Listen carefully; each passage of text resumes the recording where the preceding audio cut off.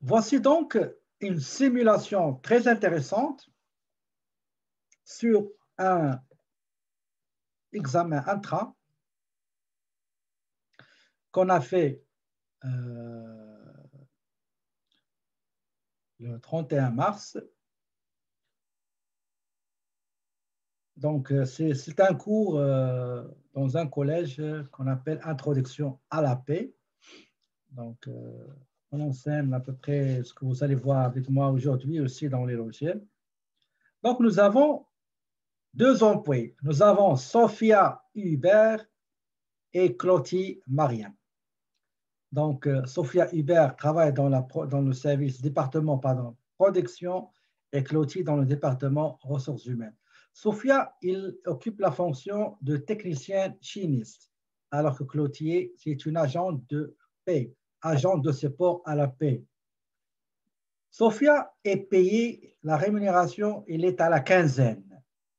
Donc, dans l'année, il y a 26 quinzaines. Pour Clotilde, il est payé au mois. La paie est mensuelle. Les heures travaillées. Nous avons ici trois types d'heures travaillées. Il y a les heures régulières ou normales, les heures supplémentaires à majorer à 50% et les heures supplémentaires à majorer à 100%. Nous avons le taux horaire régulier, il est là. Sophia, elle est payée 28,5 $ à l'heure, alors que Clotilde, c'est 25 $ l'heure. Pour l'impôt fédéral, Sophia, on lui a affecté le code 10 et Mariam le code 9. Pour l'impôt Québec, on a accordé à Sophia le code J et Mariam le code N selon les deux formulaires que normalement l'employeur il demande à son employé de le remplir pour savoir où va se situer l'impôt qu'il doit prélever sur son salaire brut.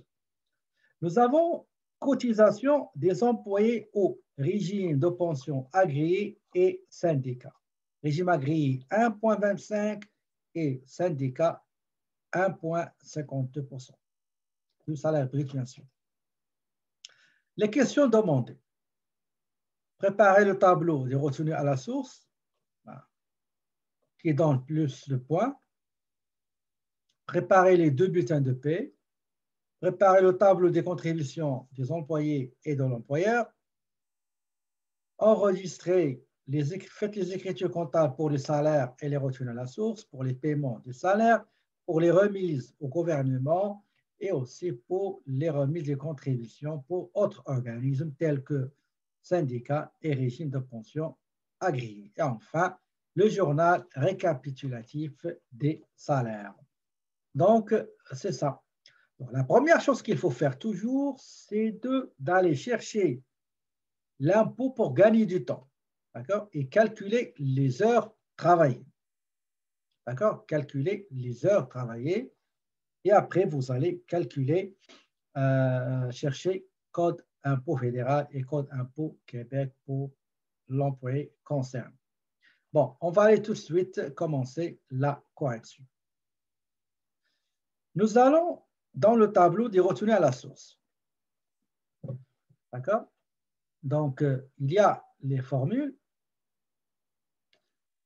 Nous avons Hubert Sophia et nous avons Clotilde Marianne.